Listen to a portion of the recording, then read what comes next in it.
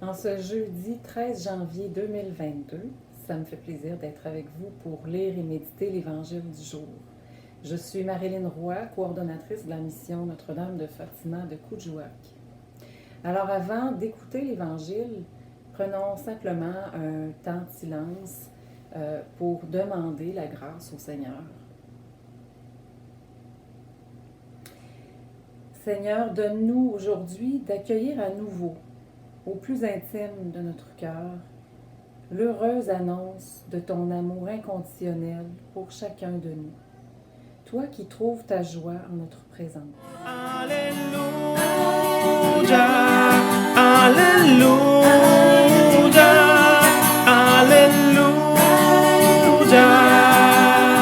Gloire à toi, ô Seigneur. L'Évangile de Jésus-Christ selon saint Marc. En ce temps-là, un lépreux vint auprès de Jésus. Il le supplia et tombant à ses genoux, lui dit « Si tu le veux, tu peux me purifier. » Saisi de compassion, Jésus étendit la main, le toucha et lui dit « Je le veux, sois purifié. » À l'instant même, la lèpre le quitta et il fut purifié. Avec fermeté, Jésus le renvoya aussitôt en lui disant « Attention, ne dis rien à personne, mais va te montrer au prêtre et donne pour ta purification ce que Moïse a prescrit dans la loi. Cela sera pour les gens un témoignage. » Une fois parti, cet homme se mit à proclamer et à répandre la nouvelle, de sorte que Jésus ne pouvait plus entrer ouvertement dans une ville, mais restait à l'écart dans des endroits déserts. De partout, cependant, on venait à lui. Acclamons la parole de Dieu. Alléluia, Alléluia, Alléluia. Gloire à toi, ô Seigneur.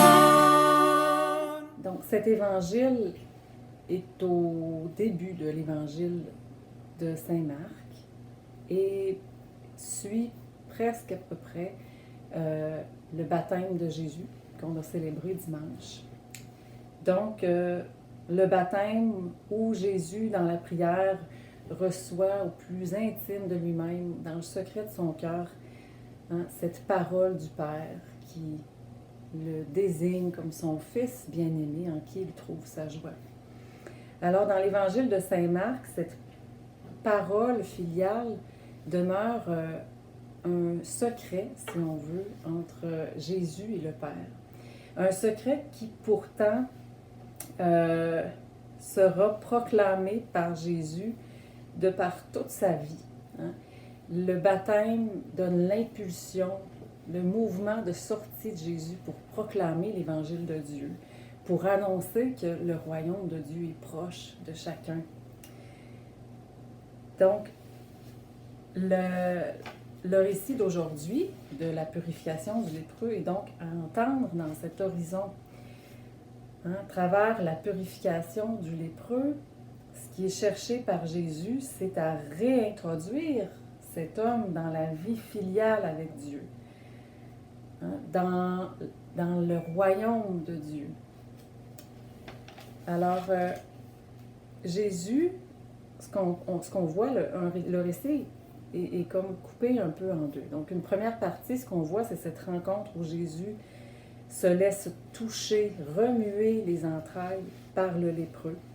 Un Jésus qui entend la demande, le désir du lépreux d'être purifié et de voir Jésus qui sort de lui-même, qui étend la main pour rejoindre cet homme, le toucher, avec tout le poids que le geste de toucher le lépreux signifie. Donc, Jésus purifie le lépreux et immédiatement après, ce qu'on voit, le ton change. Le texte dit avec fermeté. Donc, le ton de Jésus devient ferme, sévère. Il utilise l'impératif. Donc, Jésus cherche aussi à amener l'homme plus loin que son désir de purification. Il l'invite en quelque sorte à suspendre son interprétation immédiate, son expérience immédiate de sa purification, pour faire un détour. Pour faire un détour, pour aller se montrer au prêtre et offrir une offrande pour la purification selon ce que prévoit la loi de Moïse. Donc, derrière tout ça, qu'est-ce qu'il y a? C'est que Jésus cherche à veiller à ce que l'événement de la purification de cet homme soit reçu dans un horizon de foi, pour qu'il soit accueilli l'heureuse annonce, justement, de ce Dieu qui se fait proche, de ce Dieu qui vient purifier l'humain, qui vient le réintroduire dans son alliance, qui vient réintroduire l'humain dans la vie de son peuple de Dieu. Alors, c'est ce qui est visé. C'est ultimement ce que Jésus cherche. Jésus qui proclame l'évangile de Dieu, qui proclame le royaume de Dieu. Jésus n'est pas un simple thaumaturge, n'est pas un magicien. Jésus est le Fils de Dieu qui cherche à nous faire entrer dans cette vie filiale avec Dieu. Alors, et ce qui est important de noter, c'est que l'impératif de ce détour ne concerne pas uniquement l'homme purifié de la lèpre, mais qu'il en va du témoignage pour eux, du témoignage pour tous.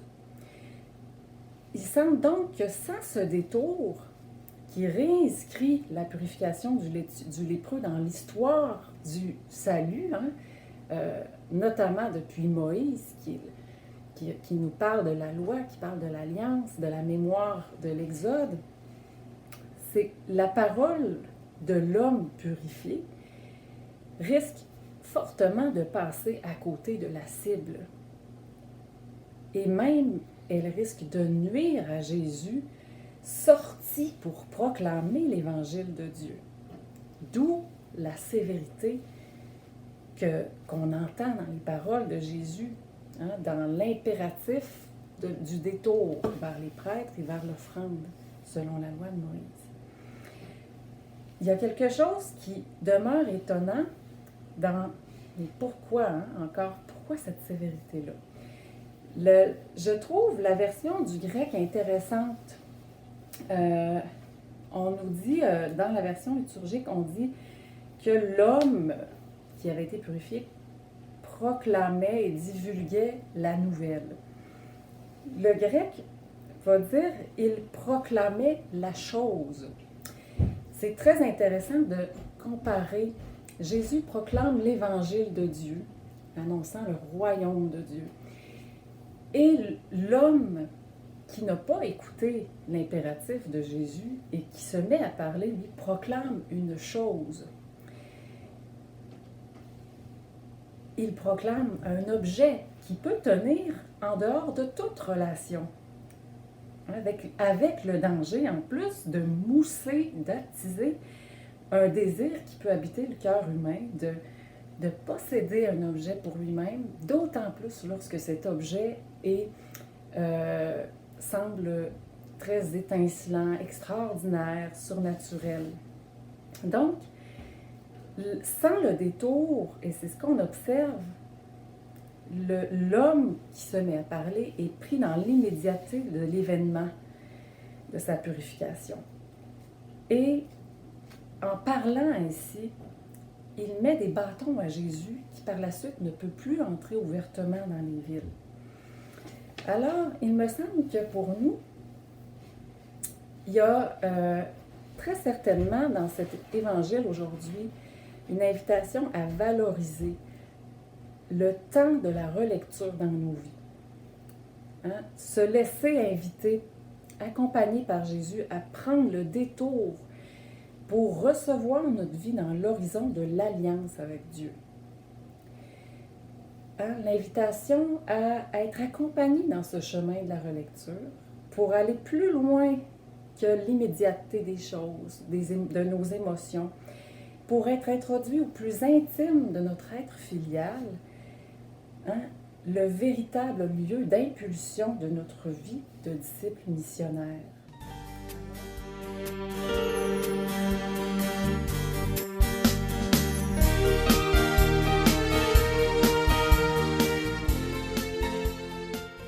Alors, demandons cette grâce à Dieu, hein, au Christ, à Jésus le Christ, qui est notre frère, qui est aussi notre maître, qu'il nous accompagne dans ce chemin de la relecture, qu'il nous apprenne à relire, à recevoir les événements de notre vie, à la fois personnelle, communautaire, ecclésiale, collective, dans cet horizon de foi. Et qu'il puisse approfondir, qu'il puisse nous partager ce don de la vie filiale, hein, qui est vraiment à la source de nos élans